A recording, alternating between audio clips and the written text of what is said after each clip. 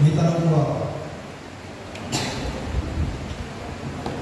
Sino po dito yung walang problema? Sino po dito yung walang problema? Sino dito yung may problema? Okay. Sino dito yung ayaw ng problema? So yung ayaw po ng problema, pagka-play ko po nakuha ng Pinoy. Kasi po, habang nandito po tayo sa mundo, habang nabubuhay tayo, wala na tayong problema kung data. Amen? Kung sino dito yung ayaw ng problema? So, lahat po tayo, mga kapatid, may mga problema kung data.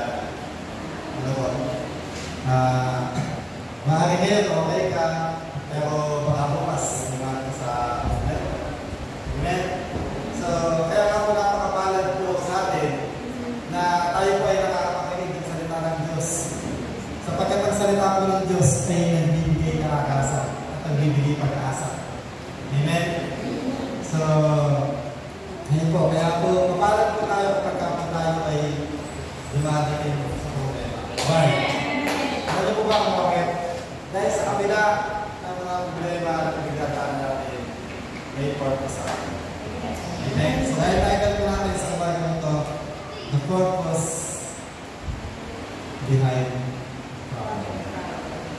So, ano ba yung layunin ng Diyos? Ano ba yung dahilan kung bakit tayo dumarating sa mga problema, sa iba't ibang mga pagsubok sa buhay? Ano ba yung dahilan? Ano po? Alam niyo po, mga kapatid, sa Bible po, meron pong istorya. Kilala po natin si King Asa. Sino po nakakilala kay King Asa? The King of Judah. So, si King Asa po ay apo po siya ni King David. Ano po? At siya po ay anak ni Abias. So, siya po yung pumalit na hari sa kanyang tatay. At nung panahon po ng kanyang panunungkulan, naging maayos naman po yung kanyang panunungkulan. Talagang pinag-iba niya yung mga Diyos-Diyosan, yung mga aktak ng mga pagano. So lahat po yung pinag-iba po niya. Ano po? At sabi doon sa kwento, si Picasso daw po ay naging mabuting hari sa panahon ng kanyang panunungkulan habang siya ay naglilingkod sa Panginoon. Ano po? Kaya lang, siyempre po, kahit naman po siya mabuting hari, hindi po siya excited sa pagsulong ng pagdadaan. Ano po? So, dumating po yung time na kung saan ay sinubok po itong si King Asa. Ano po? So, sabi po sa may verse 9, verse 8, sabi po doon, sabi 2 Chronicles chapter 14, verse 8 to 12. Ang hukbo ni Asa ay binubuo ng 300,000 kawal mula sa Juda na may sandatang pangalaga at siba at ang 280,000 naman mula sa Benjamin na may mga panak at panangga. Verse 9, sabi doon, dumating ang panahon na nilusog sila ni Zerah na isang taga-Ethiopia. Ang hukbo nito ay umabot hanggang sa Maresa at binubuo ng 1,000 kawal at 300 karuwahe. Grabe pang dami, no? So, si King Asa pa, dapat lang eh. 300,000 lang sa kapag 180, ano lang yun, 580,000 lang, ano? Samantalang ito, 1,000,000 at 300. Grabe po, so, talagang, sabi doon, yung hukbo nito ay umabot hanggang sa Maresa. Ibig sabihin, ganun kalawak yung naabot ng hukbo ng hari ng Ethiopia. Sabi doon, pagdating doon, hinarap sila ng hukbo ni Asa at ang hanay na labanan ay ang libis na sipata sa Maresa. Bago siya lumaban, nalangin si Asa kay Yahweh na kanyang Diyos. Wala kang katulad o Yahweh sa pagtulong muli sa mga kastong mahina. Kaya tulungan ninyo kami, O Yahweh na aming Diyos,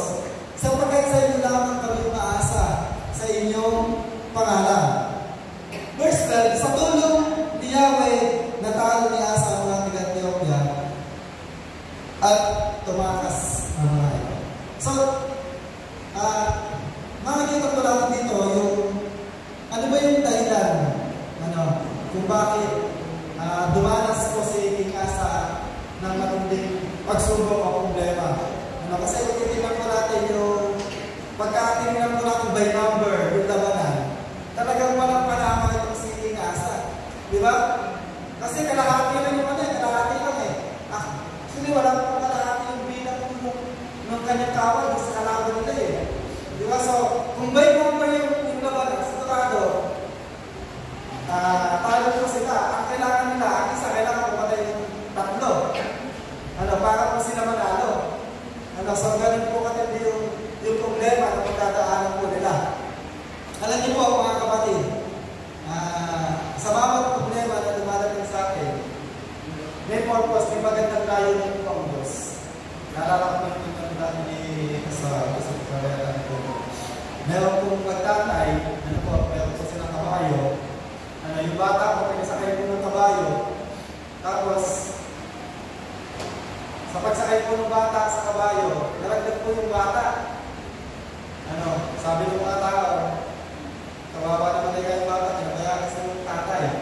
Nalagdag. Tapos po, ito pong bata, nabalilan po ng kabay.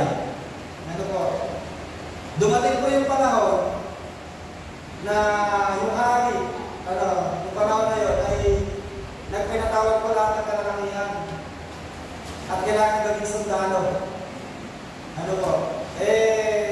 De lahat po ng kalalakihan po doon, ginawa po sundalo. Pero yung kung isang bata po, hindi po siya naging sundalo kasi po, nabalian siya ng kamay. So, hindi po siya qualify para maging sundalo. So, kung titignan po natin, kung siya po ay hindi nabalian ng kamay, siya magiging sundalo. At kung lumaban po yung mga kalalakihan po, baka po namatay. So, kung titignan po natin, meron po ako sa Lord. Amen? So, kung siya po naging sundalo, baka yung bata namatay.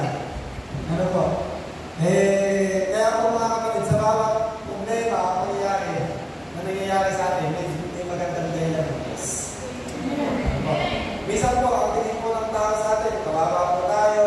Minsan, kawawa po tayo kapag tayo dumadating sa mga problema. Kasi tao po, may masasabi po sa atin. May problema wala, may masasabi. Alam niyo po, dumating po itong panahon na gumaling po yung bata. Tapos, ang ginawa po ng tatay, sinakay po ulit sa kabayo. Tapos habang po sila naglalakad, sabi po ng mga tao sa kanila, kaya nito po niya yung tatay na yun. Hindi na kaya yung anak na nakasakay sa kabayo. Manong sumakay ka sa kabayo, parehas ka sila. So kinabukasan po, ginawa po ng tatay, sumakay na rin po sa kabayo. Nagsabi po ng mga tao, grabe may magtatay na ito, hindi na naawa sa kabayo.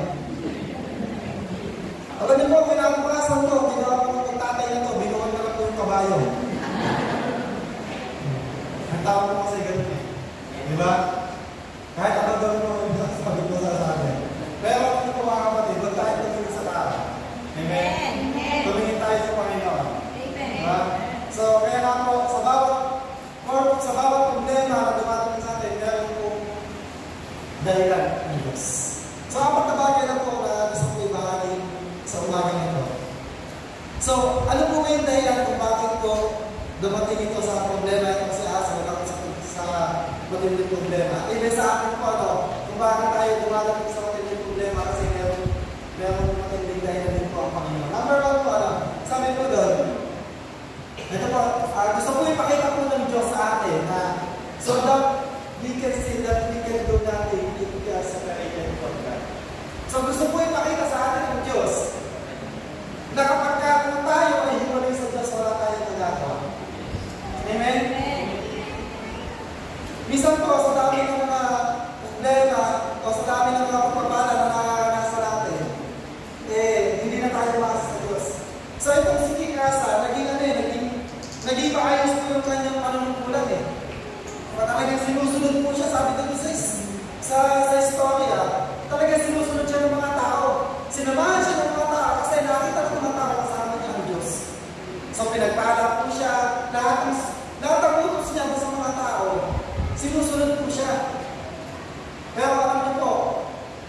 pinakita po ng Diyos doon sa mga tao, sa mga Israelite at Pilipinasa, na kapag kayo hiwalay kayo sa akin, wala kayong magagawa. So kaya ang ginawa po ng Panginoon, tinalak po ng Diyos na dumating po sila na humarap sila sa mabigat na problema.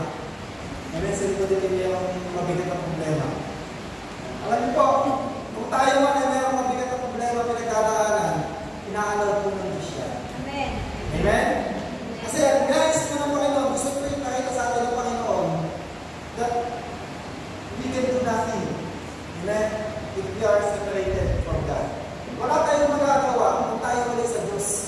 So ano po yung nais ng Panginoon? Ang nais po ng Panginoon, magtiwala po tayo sa Diyos. Amen? Alam niyo po, bakit maraming tao ngayon sa mga na-stress, maraming tao ngayon talagang depressed. Alam niyo po ba kung bakit? Kasi nawala na po yung pagtitiwala nila sa Diyos. Alam niyo po, the moment na ang tao ay pinitiwala sa Diyos, pumasa na lang sa sariling lakas, sa sariling yaman, kung ano man yung meron siya, darating po yung time na may stress ka talaga. May stress talaga tayo, kung hindi ba talaga tayo, why? Kasi yung mga bagay na meron tayo, limited lang yan. Yung mga bagay na meron tayo, yaman man yan, ano po, lakas man yan, nauubos yan. Pero ang Diyos po, ano po, ang Diyos po ay limitless. Amen. Yung source po na kaya ibigay sa atin ng Diyos, walang hanggan. Amen? So kaya ang nais po ipakita sa atin ng Panginoon, matuto tayo basa sa Panginoon, ano yung gusto ng Diyos? Nasa panahon ng problema, mag-surrender ka sa Diyos, huwag mo kayanin. May sabi sa Panginoon, huwag mo kayanin yung problema, nandiyan ang Diyos. Amen? Kung meron tayong problema, nandiyan ang Diyos. Ano? So yun po yung nais po ipakita ng Panginoon sa atin, nasa panahon ng problema, mag-surrender ka sa Diyos. Diba? Lumapit ka sa Panginoon. Sometimes ito po, nakikita ko, minsan ito yung prayer natin, kapag may problema tayo, kasi Lord, ganito nga po, gawin nyo. Ano? Minsan ganun tayo sa Lord, inutusan natin ng Panginoon eh.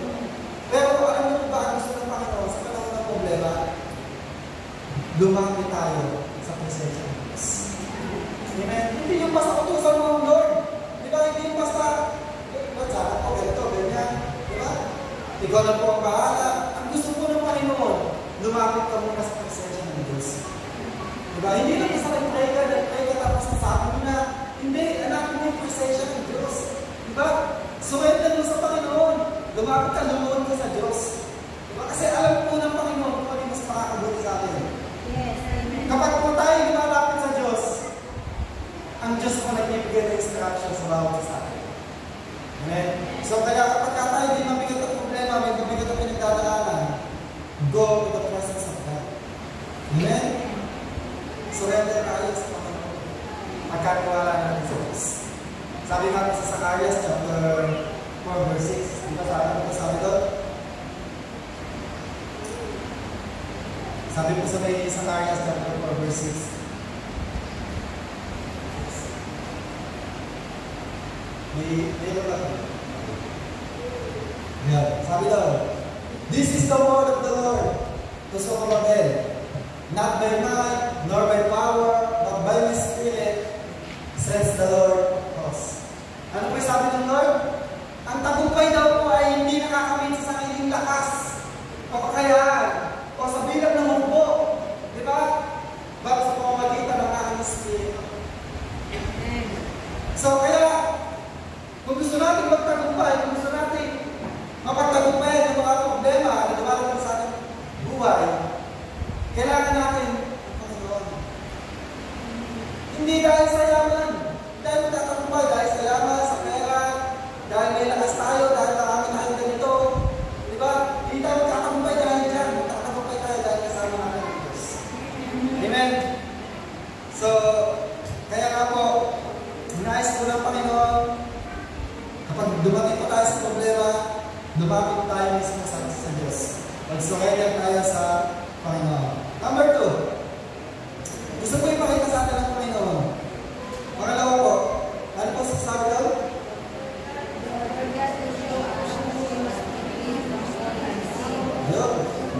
For God to show us that we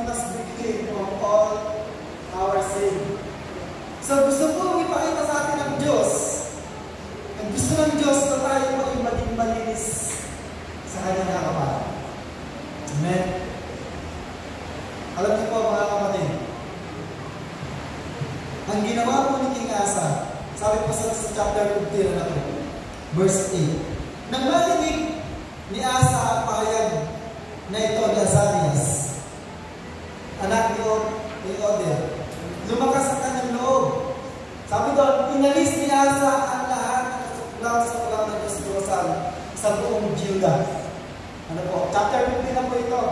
Ibig sabihin, ito na po yung pagkatapos ng labanan sa Ethiopia.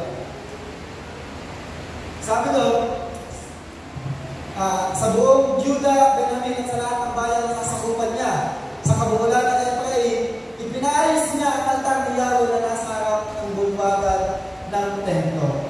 So alam niyo po ba ang dahilan kung bakit ang mga Israelita o mga taga-Juda dumadating sila sa pabibigat ng problema? Ang isa po sa dahilan ay kasalanan. At sometimes po mga kapatid, kung bakit tayo dumadating sa mabibigat ng problema, bakit pinapahal tayo ng Diyos sa mabibigat ng problema? Kasi ang nais po ng Panginoon, malinis po tayo sa kanyang harapan. Ang nais po ng Diyos, gusto po natin yung mga kasalanan na natin nagagawa. Yun po yung nais po ng Panginoon. At alam niyo po, marami na po kwento sa Biblia na kung bakit po sila bumagsak because of sin. Amen? So, kaya nga po, ang nais po ng Diyos, maging malinis po tayo sa lahat ng ating mga kasalanan. Alam niyo po, sabi ko sa isang na namin ito, sabi ko kung nakikinig ko, kasi po dito nakikinig ng PCAs. So, kung nasa sabihan ko kasi ito, dalas ko nakikinig ng PCAs, mga teaching na. Sabi ko ni Pastor, ano pa kami ng video, si Edapis. Pastor Edapis. Sabi po niya, sometimes yung mga problema na dumarating sa atin, yung mga sakit, yung mga kinakaharap natin, yun daw po ay bunga ng mga kasalanan natin nagawa. At hindi maaaring tayo po ay pinatawad ng Diyos, napapatawad po ng Panginoon, at maaaring tayo ay ligtas, dahil tinanggap naman talaga natin ng Panginoon, ng totoo, pero hindi pa rin tayo accepted sa consequence ng kasalanan natin nagawa. Amen? So, kaya po, yung mga problema po na dumarating sa atin, meron po dahilan niya. Ang gusto po ng Diyos, maging karapat-dapat po tayo sa kanyang harapan. Ang gusto po ng Panginoon, maging malinis po tayo sa harapan po ng Panginoon. Ano po? Kaya ang ginawa po ni King Asa, sabi doon, inalis ni Asa ang lahat ng kasuklam sa kulang na Diyos-Diyosan. Kasi ito po yung number 1 na kasalanan po ng mga Israelita sa mga taga-Juda, yung pagsasamba sa Diyos-Diyosan. At ang number 1 po, na utos po ng Panginoon sa 10 Commandments, kung babasahin po natin yung 10 Commandments, wala po dito sa Catholic, pero kasi po, ang number 1 po, utos po na nakalagay po sa Biblia, huwag kang magkakaroon ng ibang Diyos maliban sa akin. Huwag kang sasamba sa mga sinanyuan, bahay. Basahin po natin sa Exodus chapter 20. Mababasa po natin yung number 1 utos na kasama-sama po ng Panginoon, yung pagsama sa Diyos-Diyosan. Kaya nga po ito yung number 1 din po na ginagawa kasalanan po ng mga taga-Juda. Kaya nung si King Asa na po yung hari, pinatanggal niya po lahat yung inalis niya po lahat ng mga Diyos-Diyosan sa kanyang nasasakupan. Sa panahon po natin ngayon, marami na po tayong Diyos-Diyosan. Diba? Yung mga bagay na ginagawa natin, yung mga mas inuuna po natin na masigit sa Panginoon. Ano po? Yun po yung ating Diyos-Diyosan. Ano po? Hindi lang naman po yung mga tao na sumasama sa repunto. Kundi rin po tayo, yung mga bagay na mas pinapriority natin kasi sa Diyos, yun po yung ating Diyos-Diyosan. Yung mga bagay na mas pinapahalaga natin kasi sa Panginoon, yun yung ating mga Diyos-Diyosan. Amen? So, yung nais mo ng Panginoon, gusto mo natin sa Diyos. Mas priority natin ang Panginoon. Number 3 po, bilis lang, nakapag ito. Sabi doon, to teach us to obey and worship God in all situation. So, yung nais po ng Diyos, tinutulong po sa atin ng Panginoon ano po, ay matuto tayong sumunod at matuto tayong sumamba sa lahat ng sitwasyon ng buhay natin. Sabi doon, season or out of season, in good things and bad things, ang nais ko ng Panginoon, matuto tayo ng puri sa Diyos. Matuto tayo sumamba sa Panginoon. Amen? Alam niyo po, great obedience ang great result. Kapag meron kang matinding pagsunod sa Panginoon, meron kang matinding resulta na gagawin ng Diyos. Amen? Alam niyo po, itong si King Asa, talagang naging matagumpay po yung kanyang pag-ahari. Dahil po, ang hindi po ng kanyang pagsunod. At kung babasahin po natin dito, tinanggal niya bilang reyna yung kanyang lola. Ay, yung kanyang nanay pala. Tinanggal niya bilang reyna. Kasi yung nanay niya, sumasamba sa Diyos-Diyosan ng kanyang nanay. Kaya po, ang ginawa po niya, tinanggal niya bilang reyna. Ang hindi po nung pagsunod. Alam niyo po, sabi ko doon, sabi po sa chapter 15, verse 11, sabi doon, ito lang po yung ginawa ng mga tao. Gumawa sila ng kasunduan ng buong puso at kaluluwa. Nagsasambahin si Yahweh, ang Diyos na kanilang mga ninuno, at papatayin ang sino mang hindi sasamba sa Kanya, maging lalaki o babae, matanda o bata. Grabe po, ano? Grabe po kasunduan yun. Grabe pagsunod po sa Panginoon yun. Sa panahon po kaya natin gawin yun. Ano po? Papatayin ang sino mang hindi sasamba. Ano po? Lalaki o babae, bata man o matanda. Ano po? Para po hindi po tayo pumasok dito sa text. Amen? Diba? Grabe po. Alam niyo po, at dahil po sa kanilang matinding pagsunod at hindi po ng resulta. Alam niyo po, mga kapatid, sa kapila tayo ay may mga problema pinagdadaanan, pero nakakasamba ka pa rin sa Panginoon, pinipigilan ka ng asawa mo, pero naglilipod ka pa rin sa Diyos, sumusunod ka pa rin sa Panginoon, meron kang mga iba't ibang struggle sa buhay, pero inuuna mo pa rin sumamba sa Diyos. Ginagawa ko rin yung part mo para sa Panginoon. Kapatid, may matinding resulta yan. Amen? Lahat ng ginagawa natin na maglilingkod sa Diyos, pagsunod, pagsamba sa Panginoon, hindi nawawala ng kabuluhan. Amen? Ano yun po? Minsan nga, nakaka-bless po yung mga tao na talagang iba po, dati po nakikita ko iba, naglalakad pa, para lang makasamba. Hindi po dahil yung walang masakyan. Iba po, lahat pa lang pinagkagalingan. Ano po, para lang makasamba. Ay, sa ilalim po, galing pa lang niya, sa ilalim to. Di ba? Nawala naman tayo, ano? Iba po, talagang naglalakad, ano? Ngayon po, ano na po, dito, nagle-level na po ang tao, Kapag walang sasakyan, ayaw sa pangkol, Layo-layo. Di ba? Minsan gano'n, ang dami na natin dahilan, Hindi naman tayo pinanganak ng may kasama sa sasakyan. Ano? Hindi ka naman pinanganak ng may kasama ng motor. Yan. Samantalang natin, naglilingkod sa Panginoon. Kahit wala kang masakay, kahit naglakad ka, ginagawa mo. Pero nung nagkasasakyan ka na, nagamit yung sasakyan mo, hindi ko ka nakasama kasi yung sasakyan ko, nagamit. Pero wala pa kasi yan.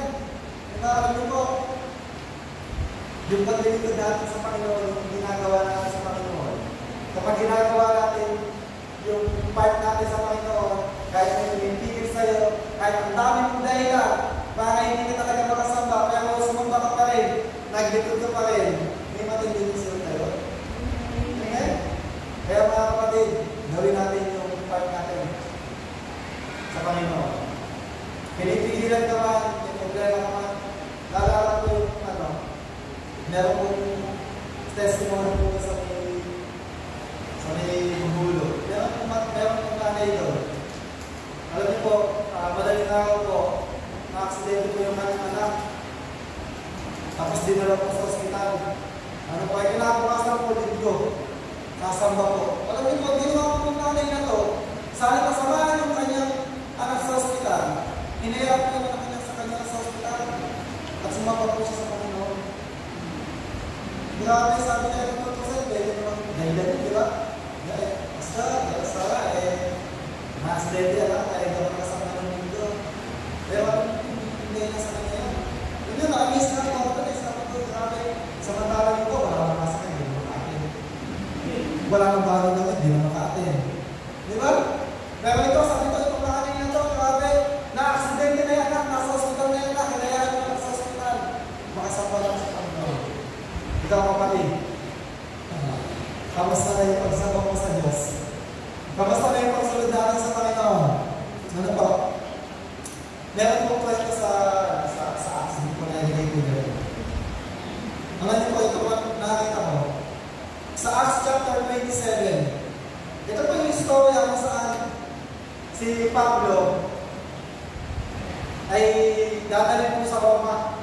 Ano po, Acts chapter 27, hinulid po siya dahil sa mga ng salita ng Diyos. Ngayon, habang sila po ay nagkakabay, nakasakay po sila sa isang barko.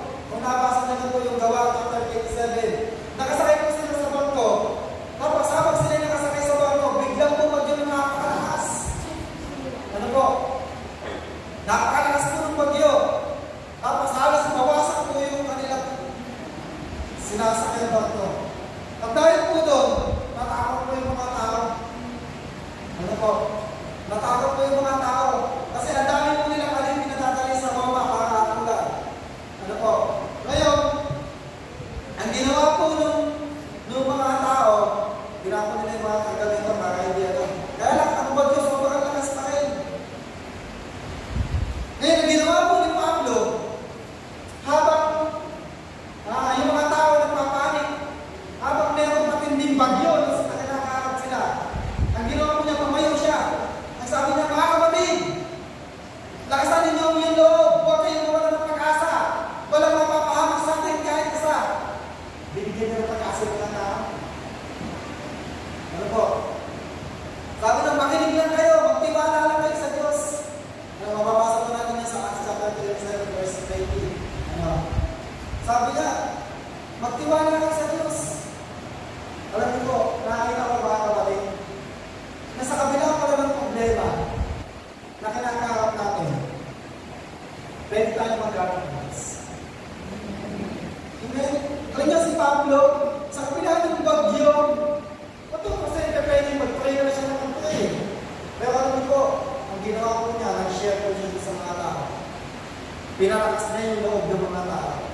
Alam niyo po, sa problema sa tahanan natin, pwede tayo mag-gamit ng Diyos. Kapag may darating na problema sa ating sa tahanan, naalala ko po nung meron po kapatid na lagi po na hospital. Alam niyo po, inalaw po talaga ng Diyos yun na talagang siya'y magkasakit. Ano kasi, yun po yung naging simula po para po makapag-share po kami sa aming pamilya, sa aking mga kapatid. Alam niyo po, ginagawa ko po noon, lagi po siya, nasa Manila ko yun katrabaho ko po ako. Ang ginagawa ko ay pinagi ko po, lumulong sa Panginoon. Tapos, nag-share po ako ng kumulong ka kasi dito po ako katrabaho sa Baliwag mo. Tapos, ang ginagawa ko, nag-dumidiretso ako ng Manila. Pag Friday, lulungas ako. Tapos, sinishare ko po. Nag-share po kami ng salita ng Diyos. Alam niyo po, yung problema na dumating sa kanya, ano po, yung problema po na dumating po sa amin that time, yun po yung naging dahilan o yung paraan para makapag-share po ng salita ng Diyos. Alam niyo po, yung kapatid ko po ngayon, ginagamit ko ngayon sa kabayo, nag-share po sa mag-asawa. Ano po, naging dahilan po yun para po makapag-share po ng salita ng Diyos. Alam niyo po, mga kapatid, yung mga problema na dumadating ka sa atin sa tahanan, pwede yung gawin paraan ng Diyos. Pwede yan yung gawin ng Diyos sa'yo para magamit ka ng Lord sa kanila. Amen? Kaya huwag magiging yung problema na yan. Diba? May dahilan ng Diyos niya. So, ang nais ko ng Panginoon, bago ko ang sabihin sa Kanya. Amen? So, kaya bawat problema, may purpose sa Diyos. So, gusto ka gamitin ng Panginoon. Number 4, the last. Sabi doon, we are taught to trust God. Nais po ng Diyos, magtiwala ko sa Panginoon. sometimes po, mga kapatid, kapag ang tao, o tayo po, marami yung nakita sa siya. Sa tinigatagal ko dito sa church, almost 14 years na po ako dito sa church. Na naglilipod. Nakita ko, ang dami ng tao, kung pinagpala, na wala na. Kung kaya pinagpala, binless ng Lord, saka ako kumalilig sa Panginoon. Alam niyo po, maraming ganun. Alam niyo po ba sa Tingasa, dumatulog po sa kanya yun? Ano po? Dahil po siya i-bless na pinagpala na. Pero sa bandang huli po, sa bandang huli po wala ng kanyang pag-aari. Salit na nung dumating po, ulit na siya pinagpala ng Diyos, dumating po yung problema, na sila ilulusot na naman. Alam niyo po, ang ginawa po ni Tingasa, nagtiwala po siya sa hari ng Syria. Amen. Sometimes ganun po marami pong tao, mas nagtitiwala na lang kung ano yung meron siya. Kung ano yung, lalo na po yung mga mayayaman, diba? Gilos na lang yung pera, nagtitiwala na lang sa pera. Pero ano po, darating po yung time na kahit yung pera natin, hindi tayo maligtas. Kahit yung pera natin, hindi tayo kayang pagalihin sa aking mga karamdaman. Tanging pagtitiwala mo sa Diyos, yung magpapagaling sa iyo. Amen? Alam niyo po, sabi doon, verse 7, chapter 16, ito na po. Sabi doon, nagpunta noon kay Asa si Hanani, isang propeta, at sinabi, dahil nagtiwala ka sa hari ng Syria, sa halip kay Yahweh na yung Diyos, natakasan ka ng bumbo ng Syria. Alam niyo po, sabi doon, sabi sa verse 8, mas malaki yung hukbo ng taga-Ethiopia. Kung tutusin, mas malaki po mas marami po yung hukbo ng Ethiopia kaysa sa Syria. Ang plano po ng Diyos talaga kay Haring Asa, pati yung Syria, sasakumpin niya. Kaya lang, ang ginawa niya, nakapag-ibigay siya sa Syria. Nagtiwala siya sa hari ng Syria. Sa halip naman, natakot po siya natakot siya sa hari ng Syria. Kaya ang ginawa niya, nakapag-ibigay siya. Alam niyo po, dahil po doon, sa halip na nasakot niya yung Syria, hindi niya nasakot po. At sabi doon, dahil nagtiwala ka sa hari ng Syria, sa halip kay Yahweh ka ng Diyos, natakasan ka ng hukbo ng hari ng Syria. Verse 9, sabi doon, nagbabasid si Yahweh sa buong daigdig upang tumulong sa lahat ng tapat sa Kanya. Amen. Sabi doon, nagbabasid si Yahweh sa buong daigdig. Ibig sabihin, tinitingnan tayo ng Diyos. Sabi doon, upang tumulong sa lahat na tapat sa Kanya. Alam niyo po, ang Diyos po, laging may handang tulong sa lahat ng mga nagtitiwala sa Kanya. Sa lahat ng umaasa sa Panginoon, laging may handang tulong ng Diyos. Kaya ito po, alam niyo po, sa bandang huli, bumagsak na ito si Asa. Sabi doon, dahil sa kakanan mo ito, mula ngayon, lagi ka na magkakaroon ng digmaan. Alam niyo po, alam mo na, lagi siya may kapera. Bakit siya may kapera? Nagtitiwala sa Diyos. Pero kung sa tao siya nagtiwala, mawala yung kanyang kapera. Nagkakaroon siya ng digmaan. Doon nagtatanong pa siya sa ulit. Kaya lang, lagi yung problema. Amen? Hanggang siya namatay, naging matagumpay naman po siya. Kaya lang, lagi siya makaharap sa problema. Kasi nagtiwala siya sa tao. Mga kapatid, kung meron po tayo pagtitiwalaan, ang Diyos ang pagtiwalaan. Amen. Amen. Sabi ko nga pang tao, lagi niyo masasabi sa iyan. Pero Lord, lagi ka hinihintay na lumapit sa akin. Amen. So yung nais mo ng Diyos, magtiwala sa Panginoon. Kaya lagi po natin tatandaan, mga kapatid, sa kabila ng problema na kinakaharap natin, may magandang layunin ng Diyos sa buhay natin. At meron natin gagawin ng Panginoon sa ating mga. Amen? Tayo po ito, kaya? Tayo po yung mawit sa Panginoon.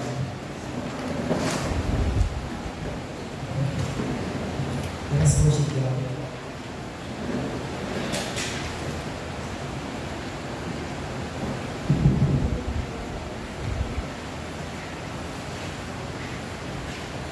So, let's go dito. Tayo ba may kinakaroon ng mga problema?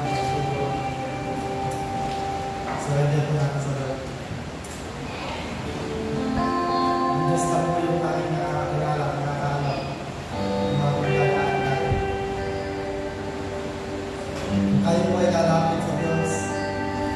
Tayo po ay magsusurrender, susumo sa Panginoon. Ibig sabihin po ay naalala natin ang Diyos yung pumili sa ating buhay. Ikaw ang pag-asa ko, tawid ikaw ang buhay ko, Jesus. Kahit ako'y nangangamba, basta't ikaw ang kasama, panatag